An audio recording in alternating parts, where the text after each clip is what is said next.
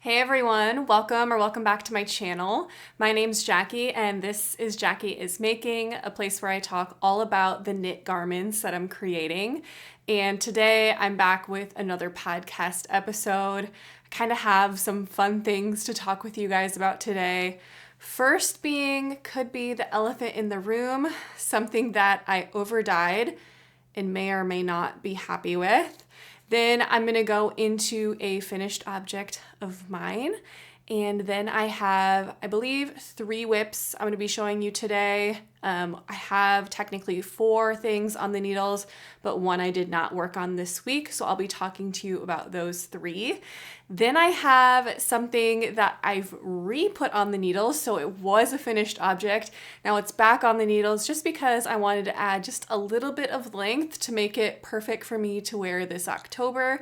And then lastly, I'm going to be talking with you about an acquisition that I have and kind of my plans for that yarn. I think that I just picked out the pattern I'm going to make before I started this video, so I'm really excited to get your guys' opinion and see what you think about that.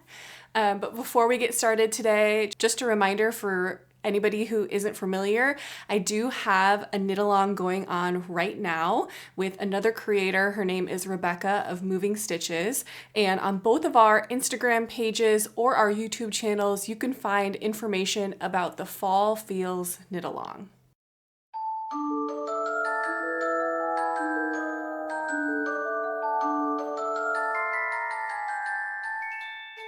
This knit along is super casual. We just want to make like a group and a community of people who are sharing their pictures on Instagram and just anything that gives them the fall feels. So whether that's like knitting with wool again or knitting with colors that feel like fall to you or anything like that, we're just asking everyone to just join in, hashtag the item on Instagram so we can see it. And there will be some prizes at the end for those who participated. So again, all of that information is going to be on my Instagram, and I'll link all of that in my description box.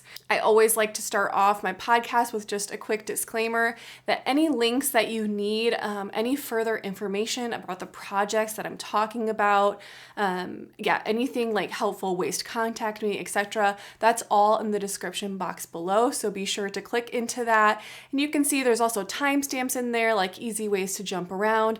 I just like to make that an easy go-to spot for you guys. And without further ado, let's get into the podcast.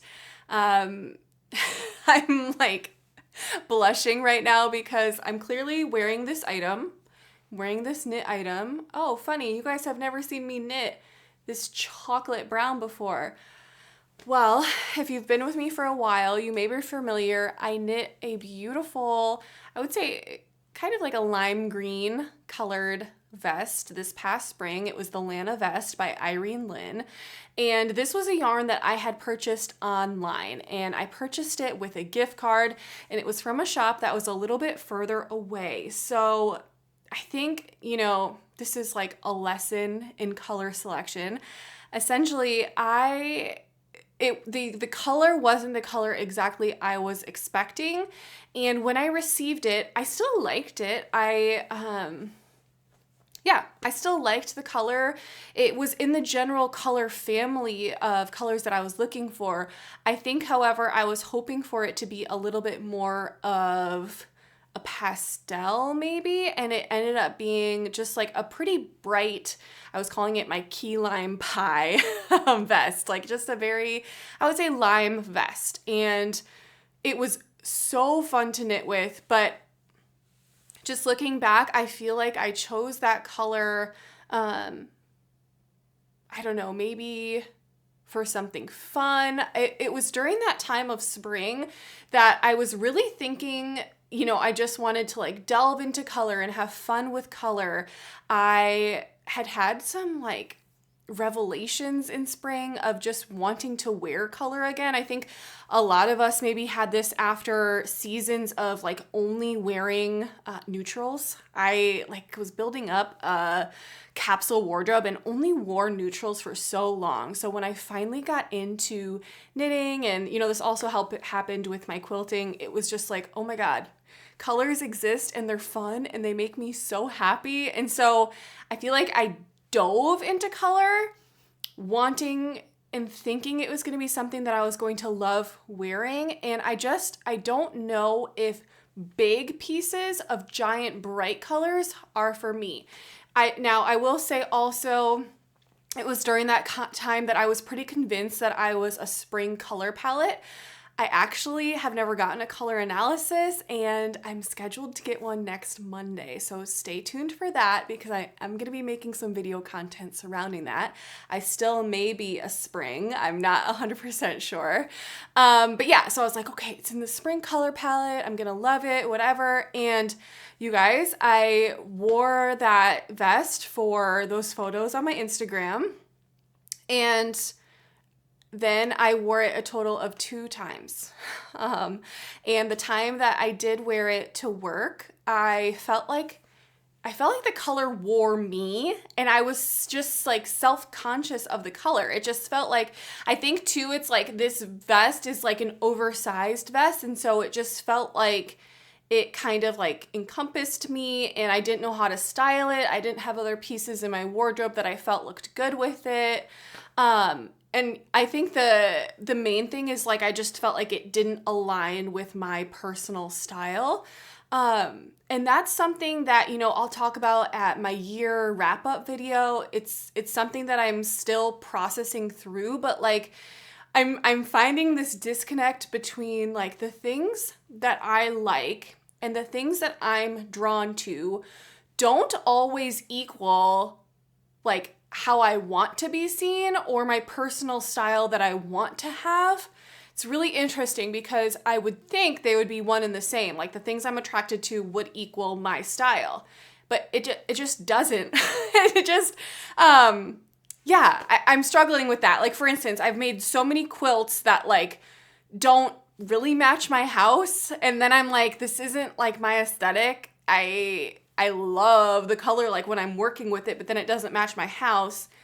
Same with some yarns that I'm picking. I'm like, I love this yarn while I'm working with it, but then it doesn't actually fit into my wardrobe. So anyways, it's a process I'm going through. Like, which one is the right answer? I'm not 100% sure yet. Is it that I need to pick yarns for my wardrobe, for my aesthetic that I want, or that I want to, like, how I want to be perceived? Or instead, do I need to change like my actual wardrobe and my home decor and everything to match these things that like, that just I'm drawn to? I'm not really sure. Like, do I need to rein it in or do I need to like embrace it? It's kind of a philosophical question, and I'm sure I'm not alone in that, and that you guys are dealing with this too. And so because I had worn that vest only 2 times, even though like on camera and in those pictures, I thought the garment was beautiful and I thought it looked good on me. I thought the color looked good on me. I liked the color with my eyes. But overall, in an outfit, did I want to wear a lime green cabled vest? It didn't feel like me, honestly. So what I ended up doing was dyeing it, and it didn't go the best. So what happened first, I ended up getting RIT dye, and I combined a couple of colors. I combined a dark brown with a cocoa brown. And what happened was, the first time, I felt like it worked out well the first time. So how this dye works is you fill up a pot with 140-degree water, you put in a little bit of dish soap and then a cup of vinegar, add in all of your dye, and then you add in your garment. Now, the first time I used a really big stock pot. It's like our biggest stock pot that we have, and that I'm now just denoting for dyeing only because I've now dyed in it twice. But I put the garment in, and pretty soon after I realized this is going to be really hard for me to turn, because when you're dyeing, you're supposed to be moving the garment for the entire 30 minutes that it's dyeing. And with the bulk of this sweater, this is a 100% wool oversized vest, I was just like having a hard time turning it. And so right away I was like, oh man, I hope this works, but I'm having a hard time feeling like I'm really like being able to stir this item. So anyways, long story short, that one came out I felt like the color looked a little bit splotchy, and if I could re-dye it, maybe I could get the color better. Now, hindsight is 2020, of course. So looking back, if I could have just kept that first round, I think I would have, because lo and behold, the color is still splotchy. I don't think I fixed the color at all dyeing it a second time. And what happened was the first time I felt like my stitches still looked pretty good. It was just the color that it almost had like a wave to it. You know, you could see it wasn't fully the same color all over. So what happened the second time, I did the exact same steps, except I did it in a big like storage tub, because I think that's gonna be perfect. I can really get in there and turn it all as much as I want. What I think happened, however, is I turned it too much, maybe. I think maybe, heat plus agitation equals felt. And that's what I did, you guys. This is 100% a felted garment. Let's see if I can like show it to you a little bit up close. You can see here, you can see a little bit of that like color discoloration. I feel like just in some places it's just like a little bit more reddish brown, and then some places it's a little darker. Let's see.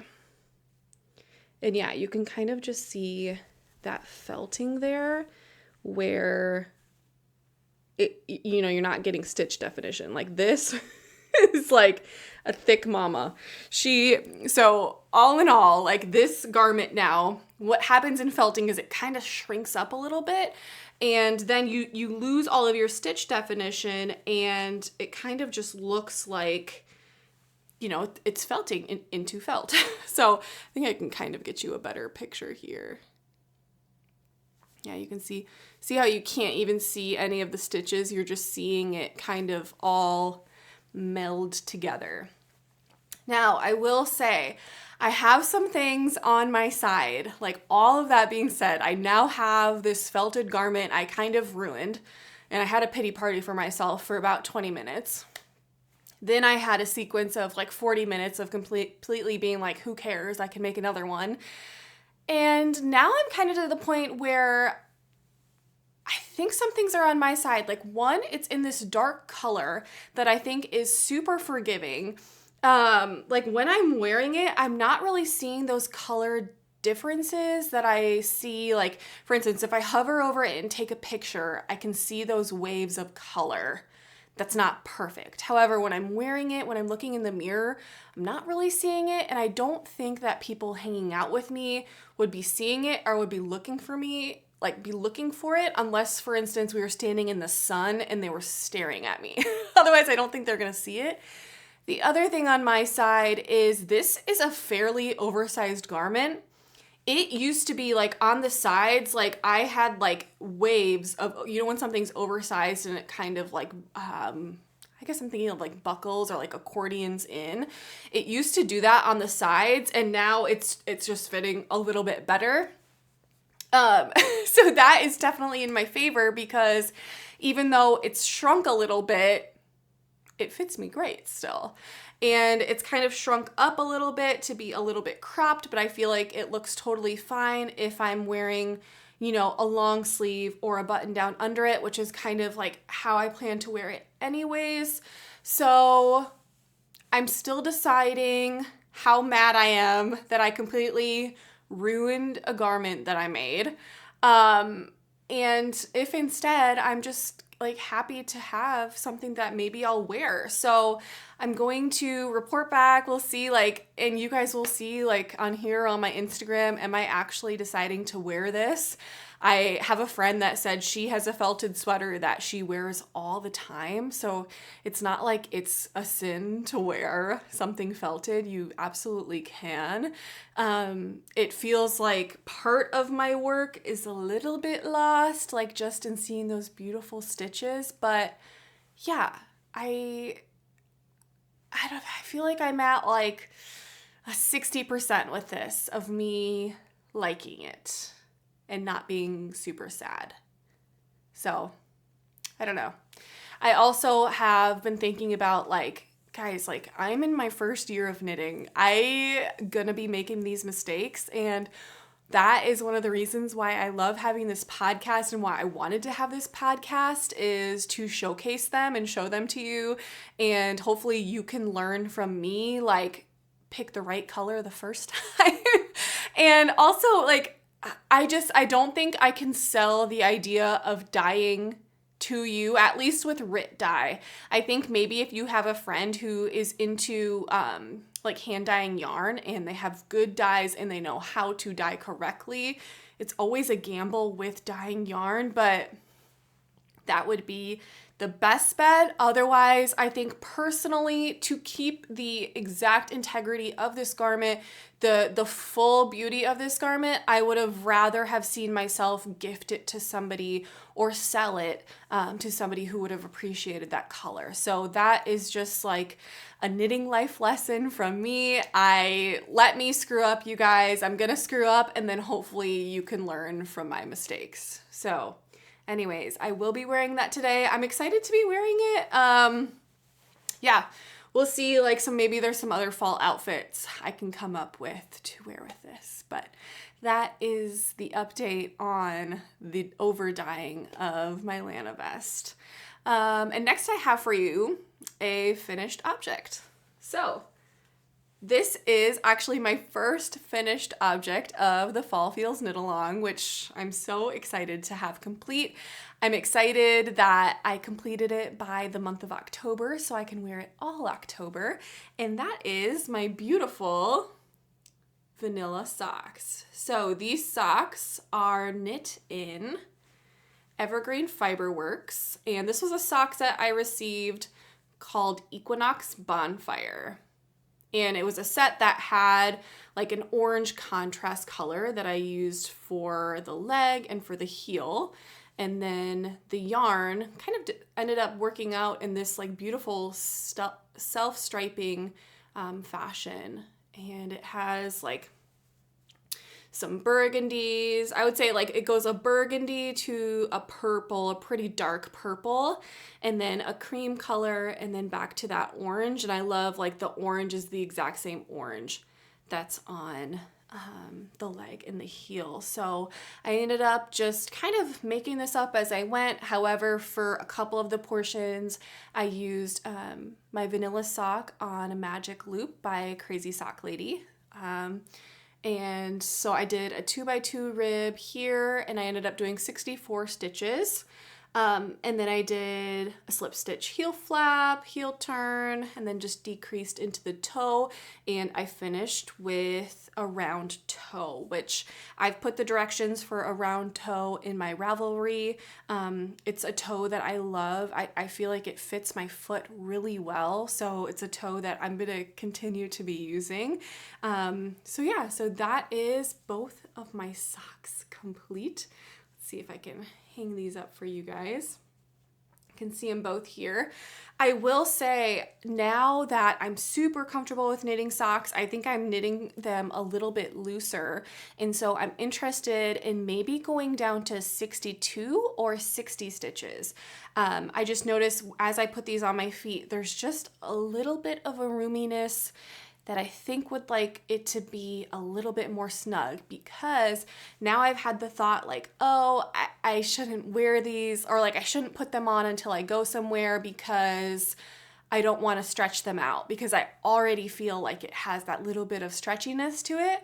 And I don't want to have to be worrying about that. So yeah, let me know what stitches do you guys do for your foot? And also sometimes people do like maybe 64 around the leg, but then move to like a 62 or a 60 on the foot. I'd be interested in your guys' favorite recipe and what you like to do. But yeah, those are my beautiful socks. I'm so excited that I have my first project done for the Fall Feels Knit Along. And then I got to use this gorgeous yarn too, because it's so like the epitome of fall. It looks like how I felt of fall as a kid. That's like what it looks like to me, which makes it kind of fun. So yeah, I'll have to take some photos in these, and especially like the first day I wear my boots, I think I'm gonna wear those, and maybe I'll get some pretty photos for Instagram. But yeah, not a whole lot to say on those, but those are my finished socks. And yeah, now let's get into some whips. So the first whip that I'm gonna show you is one that I just have sitting out here. So this is an accessory, and then I have 2 sweaters on the needles that I'll be talking about with you as well today. And just forewarning, the one that I'm not talking about today is the Cardi Cocoon. And that's because, guys, I cannot have 5 whips on the needles. I just can't mentally, like, especially doing a weekly podcast, I gotta show you guys progress in some way. So I'm thinking like I'm paring these down, and I'm gonna try to get to, I think, a 3 project going at once. I think that's gonna be my sweet spot, just to make sure I'm like progressing and I can remember the patterns as I pick them up, but also like you guys are getting to see progress too. But also like mentally, I need to see progress. I can't just like not be seeing progress either. Okay, so my next update for you is my Musselburgh hat. And this is knit with yarn from that same dyer that I use for my socks, Evergreen Fiberworks. And this is a fun yarn because this yarn is called a brandy old fashioned, like the cocktail. Let's see if I can show you, yeah, some of the beauty up close. And I've gotten really far. I'm super happy with the progress that I've made. I think I'm getting close. This is a project where you try, or it's common to try to use up the whole skein of yarn. So here's kind of where I'm at right now with the yarn that I'm working with. So yeah, I would say I am about, if that's 50, I'd say maybe about like 60% of the way done with this. And now that I have those socks off the needles, I think this is gonna be my one accessory on the needles. And I'm gonna try to finish this before I cast on that one I'm talking about at the end today. So hold me to that. But yeah, this is, like I said, the Musselburgh Hat by Ysolda Teague. This is a hat that I have made before, and last time I made it, I felt like my gauge was a little too open for me at using US 3 needles. So I went down to US 2, which is a 2.75 millimeter needle. And you know what, you guys? I still feel like I kind of wish it was smaller. I am like, is this like unique to me? Like, am I just wanting to see a smaller gauge? I mean, it's okay. I was just really hoping to get like that tight fingering weight knit gauge. And so honestly, if I make this again, I would be curious at what my gauge would look like going down to a US 1 or even like a 1.5, or what did I say this is? Yeah, this is a 2. So yeah, I'd just be curious what that would look like. And I believe I got 8.5 stitches in my gauge. If you're curious about that, again, that will be on my Ravelry page. But yeah, I don't think, a ton of other details on this one. The only thing with this is I did want to not have a brim with this. I have quite a few winter hats that have brims, and I love that style for once it gets really cold, but I really wanted something to wear this month of October and November, really, when it's cold, but it's not frigid. It's not negatives yet. And something like casual. I have a really casual workplace where you could totally wear a beanie in. I also guys, I'm a graphic designer. It's like an artsy look to just like wear a beanie. So I wanted one that was just like, the 2 layers that would be comfy to wear inside on a hat day at work, a day where I don't want to wash my hair. I thought it would be really, really cute. So yeah, I'm excited about this. I also have, some of my friends have cast on the exact same hat in the exact same yarn. So stay tuned. I'm excited for us to get a picture together wearing our brandy old fashioned hats. I think it should be super fun. Okay, let's get into two garments that I think I've made some good progress on. The first one that I have to show you today is the Stripe Pipe Sweater by Veronika Lindberg. And let's see if I can get this all pretty for you. Doesn't it look so good? So I've gotten all the way done with the body, and now I am just working on the body ribbing. So the body ribbing is a half twisted rib. And so I have been going so slow at it. This is my first time doing a half twisted rib, and I believe this needs to be 4 inches. And honestly, it probably takes me like 10 minutes to just get one round around. I don't know why it takes me so long. But yeah, it just feels like it takes forever. So I have just been like doing a round of it and then working on something else, doing a round. But yeah, that is definitely my goal for this week, is to finish this and then get started on the arms of this gorgeous sweater. So as you can see, I have knit this starting with like this orange color. So I'll just show you guys the colors because they're just too pretty not to show off. So first I started with this orange and cream, and then I went into, this is more of like I would say a true navy. And then we went into this color, which is, I would say it's like a brick red. Yeah, it looks really nice in a thumbnail next to those other two.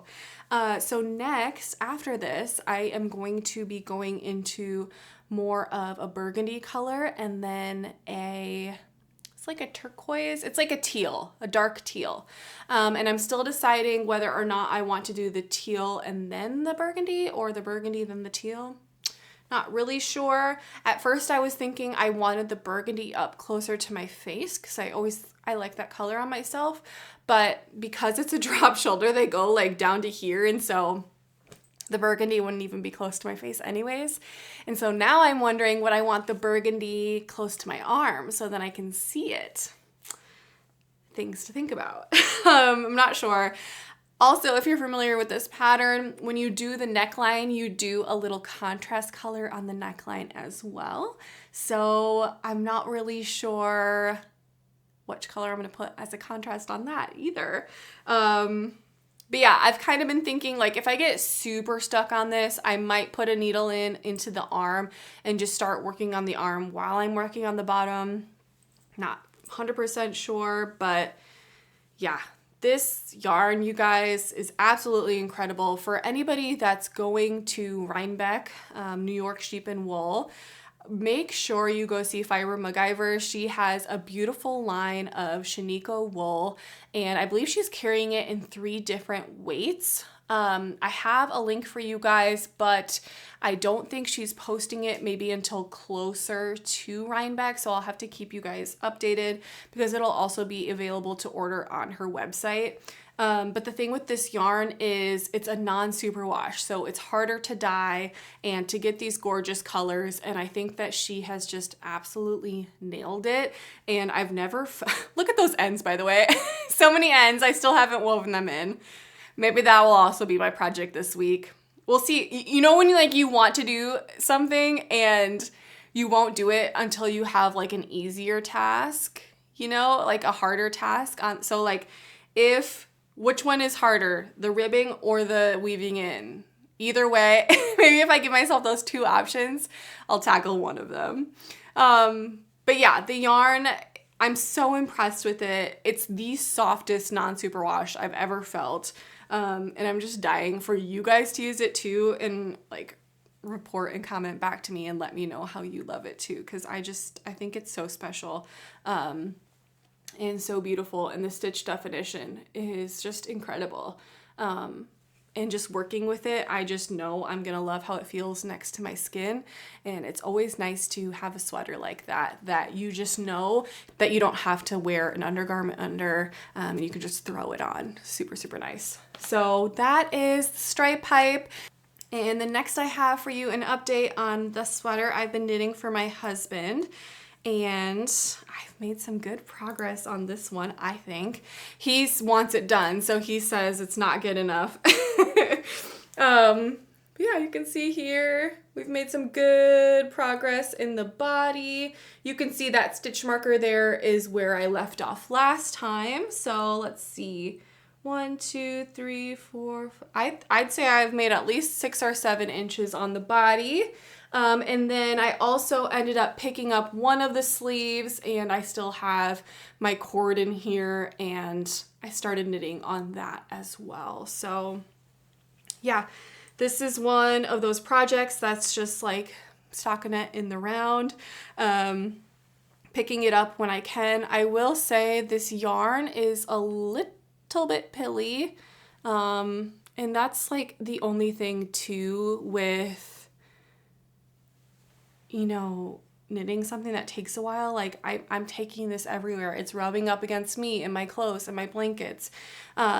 And so I've been like thinking, I'm always thinking like this. When I'm up in the middle of the night, I'm thinking like every single entrepreneurial dream, and I'm going through the business plan, the marketing plan. Then what would I post on my socials? What would they look like? What would the branding look like?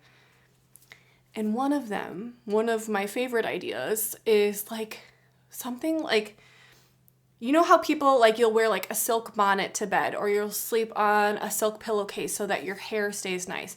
I've been thinking about like, what would it look like to have like a silk portion I'm thinking it would look like a square, and then maybe it would have like ties on the sides, so you'd be able to like somehow tie around your garment so that the portion that you're constantly twisting, like think about when you're working on a sleeve and you're just constantly twisting your sweater in your lap, or, you know, like when I'm working on the body right now, it's just twisting around me the whole time.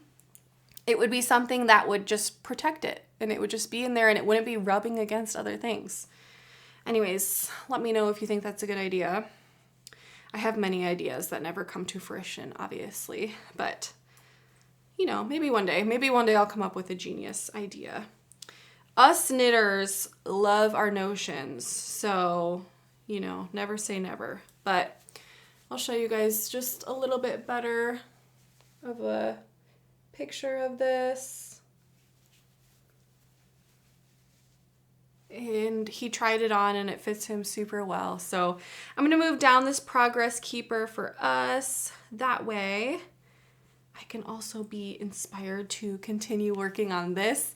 And like I mentioned about the Cardi Cocoon, I think I'm gonna try to finish either one or both of these before I continue working on that, at least one. And I think this should probably take priority, even though I want to work on my stripe pipe. But yeah, maybe I'll be doing, my focus this week will probably be like stockinette on this, maybe a row on that ribbing on the stripe pipe, and kind of like going back and forth. But before I pick this back up, what I've been working on yesterday and a little bit of today, let me show you right now. So this is one that I just picked back up because I wanted to wear it the other day, and I've worn this twice, and both times I've just felt myself like pulling down my shirt and being like just a little bit more uncomfortable than I want to be. And it's like one of those things where you just realize like, okay, I have the power to fix this. I don't need to dislike this. And so I was like, whatever, let's do it. And so this is my California sweater.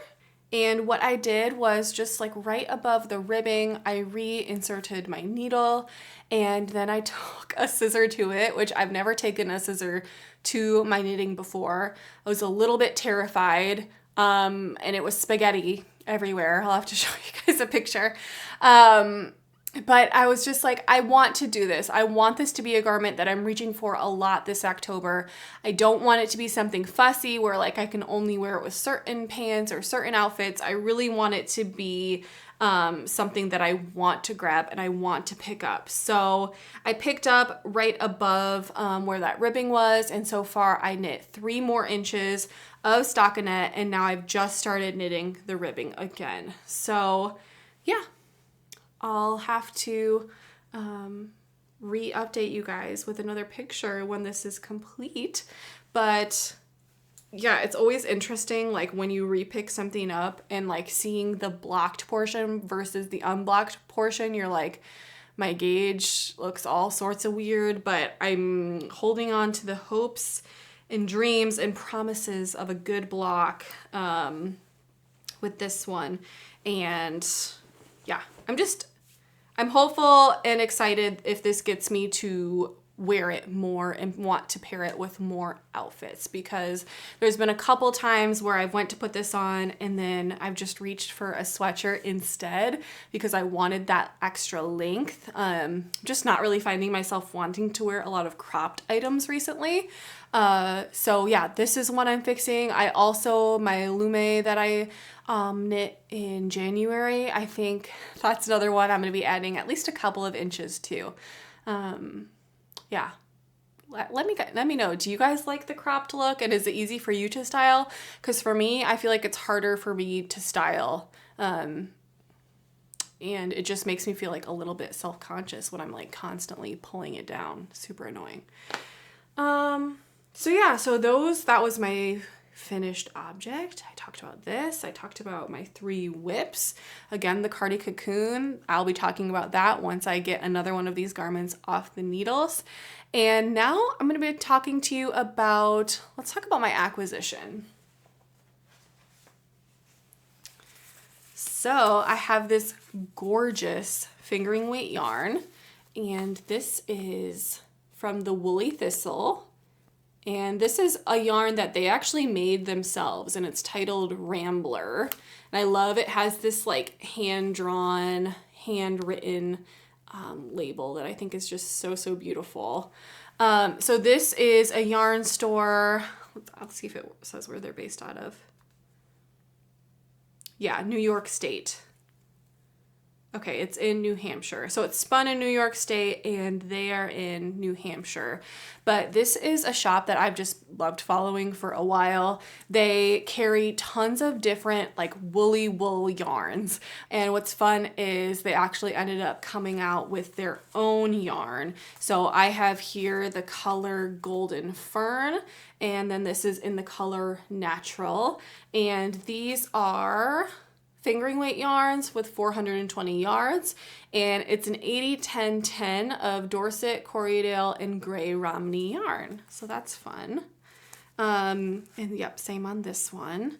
So I have been like thinking for a long time, what am I going to make with these? I'm loving just like having socks on the needles and getting to wear socks. It feels really special. Like this week I did my little hand wash sock in just like a bowl, and it feels like special, and less like a little special part of my outfits to have something made by me. So yeah, I've been thinking through this, and you guys know I've been dying to do some color work again, but I have so many other projects planned.